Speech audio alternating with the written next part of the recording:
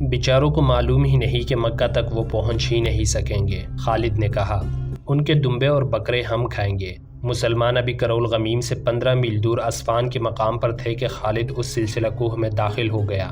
اس نے اپنے دستے کو پہاڑیوں کے دامن میں ایک دوسرے سے دور دور رکنے کو کہا اور خود گھات کی موزوں جگہ دیکھنے کے لیے آگے چلا گیا۔ وہ درے تک گیا۔ یہی راستہ تھا جہاں سے قافلے اور دستے گزرا کرتے تھے۔ وہ یہاں سے پہلے بھی گزرا تھا، لیکن اس نے اس درے کو اس نگاہ سے کبھی نہیں دیکھا تھا جس نگاہ سے آج دیکھ رہا تھا۔ اس نے اس درے کو دائیں بائیں والی بلندیوں پر جا کر دیکھا اور نیچے آیا، چٹانوں کے پیچھے گیا اور گھوڑوں کو چھپانے کی ایسی جگہوں کو دیکھا جہاں سے وہ اشارہ ملتے ہی فوراً نکل آئے اور مسلمانوں پر بے خبری میں ٹوٹ پڑے۔ وہ مارچ 628 عیسوی کے آخری دن تھے۔ موسم ابھی سرد تھا، مگر خالد کا اور اس کے گھوڑے کا پسینہ بہہ رہا تھا۔ اس نے گھات کا علاقہ منتخب کر لیا اور اپنے دستے کو کئی حصوں میں تقسیم کر کے گھوڑوں کو درے کے علاقے میں چھپا دیا۔ اب اس نے اپنے ان آدمیوں کو جو مسلمانوں کی پیش قدمی کی اطلاعیں لاتے تھے اپنے پاس روک لیا، کیونکہ خدشہ تھا کہ مسلمان ان کی اصلیت معلوم کر لیں گے، کیونکہ مسلمان قریب آ گئے تھے۔ رات کو انہوں نے پڑاؤ کیا۔ اگلے صبح جب نماز فجر کے بعد مسلمان کوچ کی تیاری کر رہے تھے، ایک آدمی رسول اللہ صلی اللہ علیہ وسلم کے پاس آیا۔ تمہاری حالت بتا رہی ہے کہ تم دوڑتے ہوئے آئے ہو، رسول اللہ صلی اللہ علیہ وسلم نے کہا، اور تم کوئی اچھی خبر بھی نہیں لائے۔ یا رسول اللہ صلی اللہ علیہ وسلم، مدینہ کے اس مسلمان نے کہا، خبر اچھی نہیں اور اتنی بری بھی نہیں۔ مکہ والوں کی نیت ٹھیک نہیں۔ میں کل سے کرولغمیم کی پہاڑیوں میں گھوم پھر رہا ہوں۔ خدا کی قسم مجھے وہ نہیں دیکھ سکے جنہیں میں دیکھ آیا ہوں۔ میں نے ان کی تمام نقل و حرکت دیکھی ہے۔ کون ہے وہ؟ اہل قریش کے سوا اور کون ہو سکتا ہے؟ اس نے جواب دیا، وہ سب گھوڑ سوار ہیں اور درے کے ارد گرد کے چٹانوں میں چھپ گئے ہیں۔ تعداد 300 اور 400 کے درمیان ہے۔ رسول کریم صلی اللہ علیہ وسلم کے اس جاسوس نے کہا، میں نے اگر صحیح پہچانا ہے تو وہ خالد بن ولید ہے جس کی باغ دوڑ کو میں سارا دن چھپ چھپ کر دیکھتا رہا ہوں۔ میں اتنے قریب چلا گیا تھا کہ وہ مجھے دیکھتے تو قتل کر دیتے۔ خالد نے اپنے سواروں کو درے کے ارد گرد پھیلا کر چھپا دیا ہے۔ کیا یہ غلط ہوگا کہ وہ گھات میں بیٹھ گئے ہیں؟ مکہ والوں کو ہمارے آنے کی اطلاع ملی تو وہ سمجھے ہوں گے کہ ہم مکہ کا محاصرہ کرنے آئے ہیں۔ صحابہ کرام میں سے کسی نے کہا، خدا کی قسم جس کے ہاتھ میں ہم سب کی جان ہے۔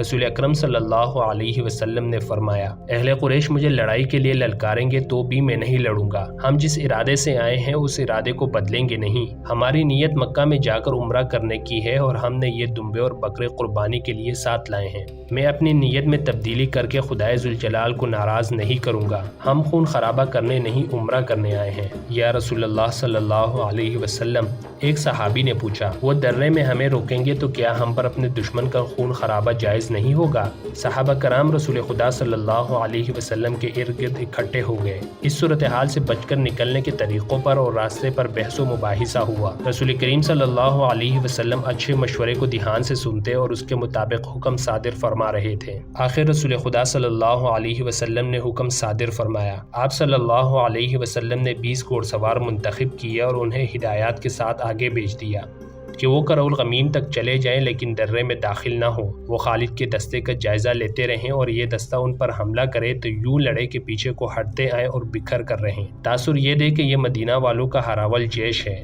ان 20 سواروں کو دعاؤں کے ساتھ روانہ کر کے باقی اہل مدینہ کا راستہ آپ صلی اللہ علیہ وسلم نے بدل دیا۔ آپ صلی اللہ علیہ وسلم نے جو راستہ اختیار کیا وہ بہت ہی دشوار گزار تھا اور لمبا بھی تھا، لیکن آپ صلی اللہ علیہ وسلم لڑائی سے بچنے کی کوشش کر رہے تھے۔ ایک مشکل یہ بھی تھی کہ اہل مدینہ میں کوئی ایک آدمی بھی نہ تھا جو اس راستے سے واقف ہوتا۔ یہ ایک اور درہ تھا جو مسنع المرار کہلاتا تھا، اسے ذات الحنظل بھی کہتے تھے۔ رسول کریم صلی اللہ علیہ وسلم اپنے ساتھیوں کے ساتھ اس درے میں داخل ہو گئے اور سلسلہ کوہ کے ایسے راستے سے گزرے جہاں سے کوئی نہیں گزرا کرتا تھا۔ وہ راستہ کسی کے گزرنے کے قابل تھا ہی نہیں۔ خالد کی نظریں مسلمانوں کے ہراول دستے پر لگی ہوئی تھی، لیکن ہراول کے یہ 20 سوار رک گئے تھے۔ کبھی ان کے 2-3 سوار درے تک آتے اور ادھر ادھر دیکھ کر واپس چلے جاتے۔ اگر وہ 20 کے 20 سوار درے میں آ بھی جاتے تو خالد انہیں گزرنے دیتا، کیونکہ اس کا اصل شکار تو پیچھے آ رہا تھا۔ ان 20 سواروں پر حملہ کر کے وہ اپنی گھات کو بے نقاب نہیں کرنا چاہتا تھا۔ یہ کوئی پرانا واقعہ نہیں تھا، چند دن پہلے کی بات تھی۔ خالد پریشان ہو رہا تھا کہ مسلمانوں کا لشکر ابھی تک نظر نہیں آیا، کیا اس نے کوچ ملتوی کر دیا ہے یا اسے گات کی خبر ہو گئی ہے۔ اس نے اپنے ایک شتر سوار سے کہا کہ وہ اپنے بحروب میں جائے اور دیکھے کہ مسلمان کہاں رہ گئے ہیں اور کیا کر رہے ہیں۔ اس دوران 20 مسلمان سواروں نے اپنی نقل و حرکت جاری رکھی۔ ایک دو مرتبہ وہ درے تک آئے اور ذرا رک کر واپس چلے گئے۔ ایک دو مرتبہ وہ پہاڑیوں میں کسی اور طرف سے داخل ہوئے۔ خالد چھپ چھپ کر ادھر آ گیا، وہ سوار وہاں سے بھی چلے گئے۔ اس طرح انہوں نے خالد کی توجہ اپنے اوپر لگائے رکھی۔ خالد کے سوار اشارے کے انتظار میں گھات میں چھپے رہے۔ سورج غروب ہو چکا تھا جب خالد کے شتر سوار جاسوس واپس آیا۔ وہ وہاں نہیں ہیں، جاسوس نے خالد کو بتایا۔ کیا تمہاری آنکھیں اب انسانوں کو نہیں دیکھ سکتی؟ خالد نے طنزیہ لہجے میں پوچھا۔ صرف ان انسانوں کو دیکھ سکتی ہیں جو موجود ہوں، شتر سوار نے کہا۔ جو نہیں ہیں وہ نہیں ہیں، وہ کوچ کر گئے ہیں۔ کدھر گئے ہیں میں نہیں بتا سکتا۔ خالد اور زیادہ پریشان ہو گیا۔ صحرا کی شام گہری ہو گئی تو اس نے محسوس کیا کہ مسلمانوں کے ہراول کے سوار بھی وہاں نہیں ہیں۔ اسے ان کے کسی گھوڑے کے ہنہنانے کی آواز سنائی نہیں دے رہی تھی۔ صبح طلوع ہوئی تو خالد نے اسی درے سے نکل کے دیکھا کہ 20 کے 20 سوار غائب تھے۔ اسے اپنے ناکامی کا احساس ہونے لگا۔ اس کے ارادے اور اس کی جنگی منصوبے خاک میں ملتے نظر آئے۔ اس نے سوچا کہ وہ خود اسفان تک چلا جائے، لیکن پہچانے جانے کے ڈر سے رکا رہا۔ اس نے 2-3 آدمی اونچی پہاڑیوں پر بھیج دیے کہ وہ ہر طرف نظر رکھیں۔ دن آدھا گزر گیا تھا، اسے کوئی اطلاع نہ ملی۔ مسلمانوں کے ہراول کے 20 سوار بھی نظر نہ آئے۔ اسے توقع تھی کہ وہ آئیں گے۔ دوپہر کے لگ بھگ اس کا ایک گھوڑ سوار سر پر دوڑتا اس کے پاس آ کر رکا۔ میرے ساتھ چلو، سوار نے تیز تیز بولتے ہوئے کہا۔ جو میں نے دیکھا ہے وہ تم بھی دیکھو۔ کیا دیکھا ہے تم نے؟ گرد، سوار نے کہا۔ خدا کی قسم وہ گرد کسی قافلے کی نہیں ہو سکتی۔ کیا ایسا نہیں ہو سکتا کہ وہ مسلمانوں کا لشکر ہو؟ خالد نے گھوڑے کو ایڑ لگائی اور مکہ کی سمت پہاڑی علاقے سے نکل گیا۔ اسے زمین سے گرد کے بادل اٹھتے دکھائی دیے۔ خدا کی قسم، خالد نے کہا، قبیلہ قریش میں کوئی ایسا نہیں جو محمد صلی اللہ علیہ وسلم جیسا دانشمند ہو۔ وہ میری گھات سے نکل گیا ہے۔ مسلمان رسول اللہ صلی اللہ علیہ وسلم کی قیادت میں کرالغمیم کی دوسری طرف سے مکہ کی طرف نکل گئے تھے۔ رات کو ان کے 20 سوار بھی دور کے راستے سے ان کے پیچھے گئے اور ان سے جا ملے تھے۔ خالد نے گھوڑا موڑا اور ایڑ لگائی۔ وہ کرالغمیم کے اندر چلاتا اور گھوڑے کو سر پر دوڑاتا پھر رہا تھا۔ باہر آ جاؤ، مدینہ والے مکہ کو چلے گئے ہیں، تمام سوار سامنے آؤ۔ تھوڑی سی دیر میں ان کے 300 گھوڑ سوار اس کے پاس آ گئے۔ وہ ہمیں دھوکہ دے گئے ہیں، خالد نے اپنے سواروں سے کہا۔ تم نہیں مانو گے، وہ گزر گئے ہیں۔ گزرنے کا کوئی دوسرا راستہ نہیں ہے۔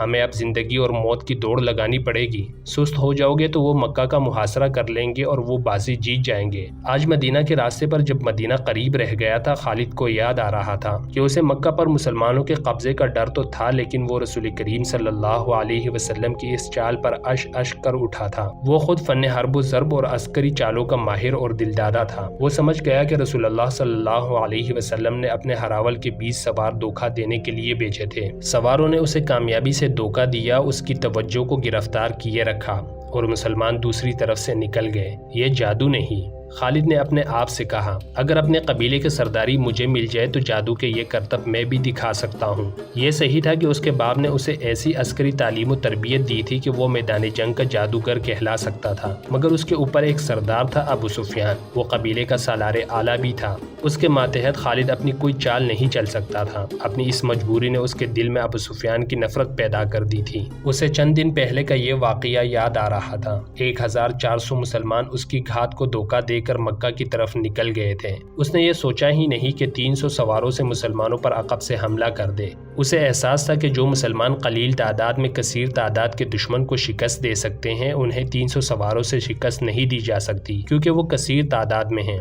اسے مکہ ہاتھ سے جاتا نظر آنے لگا اور اسے یہ خط بھی محسوس ہونے لگی کہ اس کی گھات کی ناکامی پر ابو سفیان اسے تانا دے گا اور ہنسی اڑائے گا، پھر اسے قریش کی شکست اور مکہ کے سقوط کا مجرم کہا جائے گا۔ اس نے اپنے سواروں کو ایک راستہ سمجھا کر کہا کہ مسلمانوں سے پہلے مکہ پہنچنا ہے۔ یہ دور کا راستہ تھا، لیکن وہ مسلمانوں کی نظروں سے بچنے کی کوشش کر رہا تھا۔ اس کے 300 سواروں نے گھوڑے کو ایڑ لگا دی۔ راستہ لمبا ہونے کی وجہ سے 3 میل کا فاصلہ 1.5 گنا زیادہ ہو گیا تھا، جسے خالد رفتار سے کم کرنے کے جتن کر رہا تھا۔ عربی نسل کے اعلیٰ گھوڑے شام سے بہت پہلے مکہ پہنچ گئے۔ وہاں مسلمانوں کی ابھی ہوا بھی نہیں پہنچی تھی۔ مکہ کے لوگ گھوڑوں کے شور و غل پر گھروں سے نکل آئے۔ ابو سفیان بھی باہر آ گیا۔ کیا تمہاری گھات کامیاب رہی؟ ابو سفیان نے پوچھا۔ وہ گھات میں آئے ہی نہیں، خالد نے گھوڑے سے کود کر اترتے ہوئے کہا۔ کیا تم مکہ کے ارد گرد ایسی خندق کھدوا کھدوا سکتے ہو جیسی محمد صلی اللہ علیہ وسلم نے مدینہ کے ارد گرد کھدوائی تھی، وہ کہاں ہیں؟ ابو سفیان نے گھبرائی ہوئی آواز میں پوچھا۔ کیا یہ بہتر نہیں ہوگا کہ مجھے ان کی کچھ خبر دو؟ جتنی دیر میں تم خبر سنتے اور سوچتے ہو اتنی دیر میں وہ مکہ کو محاصرے میں لے لیں گے، خالد نے کہا۔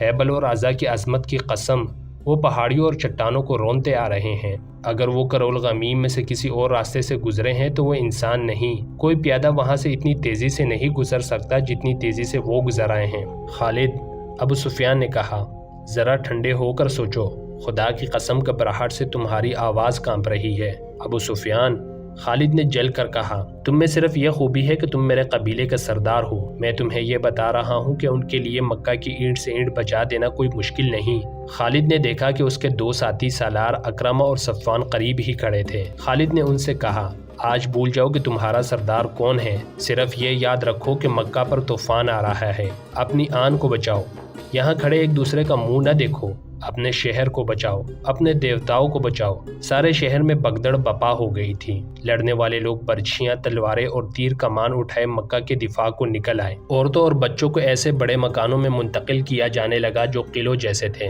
جوان عورتیں بھی لڑنے کے لیے تیار ہو گئیں۔ یہ ان کے شہر اور جان و مال کا ہی نہیں، ان کے مذہب کا بھی مسئلہ تھا۔ یہ دو نظریوں کی ٹکر تھی، لیکن خالد اسے اپنے ذاتی وقار اور اپنے خاندانی وقار کا بھی مسئلہ سمجھتا تھا۔ اس کا خاندان جنگ و جدل کے لیے مشہور تھا، اس کے باپ کو لوگ عسکری قائد کہا کرتے تھے۔ خالد اپنے خاندان کے نام اور خاندانی روایات کو زندہ رکھنے کی سرتوڑ کوشش کر رہا تھا۔ اس نے ابو سفیان کو نظر انداز کر دیا، اکرمہ اور صفوان کو ساتھ لیا اور ایسی چالیں سوچی جن سے وہ مسلمانوں کو شہر سے دور رکھ سکتا تھا۔ اس نے سواروں کی کچھ تعداد اس کام کے لیے منتخب کر لی کہ یہ سوار شہر سے دور چلے جائیں اور مسلمان اگر محاصرہ کر لے تو یہ گھوڑ سوار عقب سے محاصرے پر حملہ کر دیں، مگر وہاں جم کر لڑے نہیں، بلکہ محاصرے میں کہیں شگاف ڈال کر بھاگ جائیں۔ شہر میں افراتفری اور لڑنے والوں کی بھاگ دوڑ اور للکار میں چند ایک عورتوں کی مترنم آوازیں سنائی دینے لگیں۔ ان کی آوازیں ایک آواز بن گئی تھیں، وہ رزمیہ گیت گا رہی تھیں جس میں رسول اللہ صلی اللہ علیہ وسلم کے قتل کا ذکر تھا۔ بڑا جوشیلا اور بڑکا دینے والا گیت تھا۔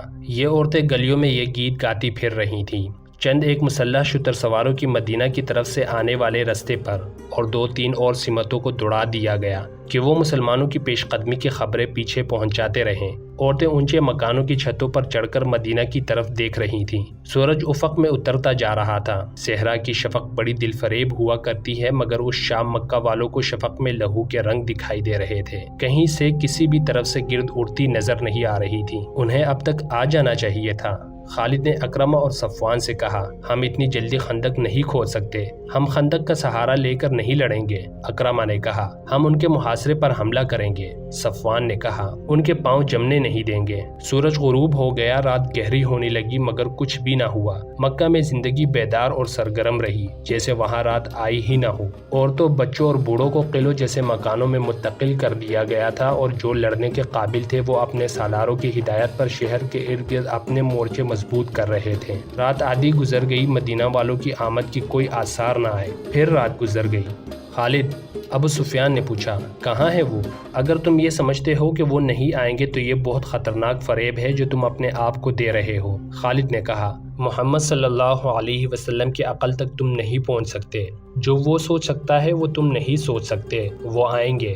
اس وقت تک مسلمان چند ایک مار کے دوسرے قبیلوں کے خلاف لڑ کر اپنی دھاک بٹھا رہے تھے۔ اس میں غزوہ خیبر ایک بڑا مارکا تھا، انہیں جنگ کا تجربہ ہو چکا تھا۔ ابو سفیان، خالد نے کہا، میں تمہیں خبردار کرتا ہوں کہ مسلمان اب وہ نہیں رہے جو تم نے احد میں دیکھے تھے۔ اب وہ لڑنے کے ماہر بن چکے ہیں، ان کا ابھی تک سامنے نہ آنا بھی ایک چال ہے۔ ابو سفیان کچھ کہنے لگا تھا کہ ایک شتر سوار نظر آیا جس کا اونٹ بہت تیز رفتار سے دوڑتا آیا تھا۔ ابو سفیان اور خالد کے قریب آ کر اس نے اونٹ روکا اور کود کر نیچے آیا۔ میری آنکھوں نے جو دیکھا ہے وہ تم نہیں مانو گے۔ شتر سوار نے کہا، میں نے مسلمانوں کو حدیبیہ میں خیمہ زن دیکھا ہے، وہ محمد صلی اللہ علیہ وسلم اور اس کا لشکر نہیں ہو سکتا۔ ابو سفیان نے کہا، خدا کی قسم میں محمد صلی اللہ علیہ وسلم کو اس طرح پہچانتا ہوں جس طرح تم دونوں مجھے پہچانتے ہو۔ شتر سوار نے کہا، اور میں نے ایسے اور آدمیوں کو بھی پہچانا ہے جو ہم میں سے تھے لیکن ان کے ساتھ جا ملے تھے۔ حدیبیہ مکہ سے 13 میل دور مغرب میں ایک مقام تھا۔ رسول کریم صلی اللہ علیہ وسلم خون ریزی سے بچنا چاہتے تھے، اس لیے آپ صلی اللہ علیہ وسلم مکہ سے دور حدیبیہ میں جا خیمہ زن ہوئے تھے۔ ہم ان پر شب خون ماریں گے۔ خالد نے کہا، انہیں سستانے نہیں دیں گے۔ وہ جس راستے سے حدیبیہ پہنچے ہیں اس راستے نے انہیں تھکا دیا ہوگا، ان کی ہڈیاں ٹوٹ رہی ہوں گی، وہ تازہ دم ہو کر مکہ پر حملہ کریں گے، ہم انہیں آرام نہیں کرنے دیں گے، ہم انہیں وہاں سے بھگا سکتے ہیں۔ ابو سفیان نے کہا، چھاپہ مار جیش تیار کرو۔ رسول اکرم صلی اللہ علیہ وسلم نے اپنی خیمہ گاہ کی حفاظت کا انتظام کر رکھا تھا۔ گھوڑ سوار جیش رات کو خیمہ گاہ کے ارد گرد گشتی پہرا دیتے تھے، دن کو بھی پہرے کا انتظام تھا۔ ایک اور گھوڑ سوار جیش نے اپنے جیسا ایک گھوڑ سوار جیش دیکھا جو خیمہ گاہ سے دور آہستہ آہستہ چلا جا رہا تھا۔ مسلمان سوار ان سواروں کی طرف چلے گئے، وہ قریش کے سوار تھے جو وہاں نہ رکے اور دور چلے گئے۔ کچھ دیر بعد وہ ایک اور طرف سے آتے نظر آئے اور مسلمانوں کی خیمہ گاہ سے تھوڑی دور رک کر چلے گئے۔ دوسرے روز وہ سوار خیمہ گاہ کے قریب آ گئے۔ اب کے مسلمان سواروں کا ایک جیش جو خیمہ گاہ سے دور نکل گیا تھا واپس آ گیا۔ اس جیش نے ان سواروں کو گھیر لیا، انہوں نے گھیرے سے نکلنے کے لیے ہتھیار نکال لیے۔ ان میں جھڑپ ہو گئی لیکن مسلمان سواروں کے کماندار نے اپنے سواروں کو روک لیا۔ انہیں نکل جانے دو، جیش کے کماندار نے کہا، ہم لڑنے آئے ہوتے تو ان میں سے ایک کو بھی زندہ نہ جانے دیتے۔